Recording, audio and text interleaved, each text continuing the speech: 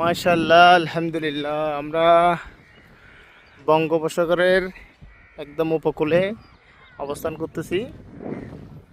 সন্দ্বীপের জায়গাটার নাম জানি না। উফ, তবে শীতকালে যদি আসতে পারতাম আসলে খুবই ভালো লাগতো।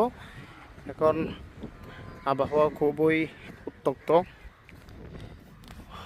তারপরে মোটামুটি বাতাস আছে, খুবই ভালো লাগতো।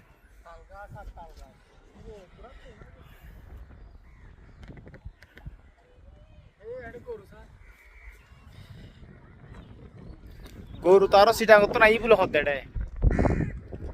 আরো হদ্দে তো সিটাং যায় বলি।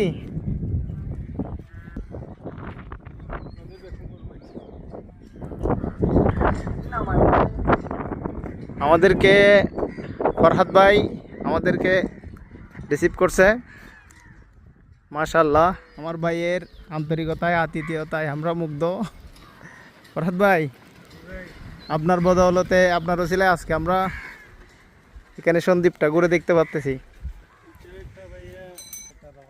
আল্লাহর রহমত। এটা সন্দ্বীপের জায়গাটা এখানে কোন জায়গা আসছে? এটার নাম হচ্ছে বাংলা বাজার। আচ্ছা, সন্দ্বীপের দক্ষিণ পশ্চিম প্রান্তে বাংলা বাজার। এখানে যেটা দেখা যাচ্ছে এটাকে ওইদিকে চলেন, ওইদিকে আর জায়গা আছে। রোহিঙ্গা চর বলে এটার নাম। ওখানে এখানে রোহিঙ্গা চর। বন্ধু ইয়াল্লা তাল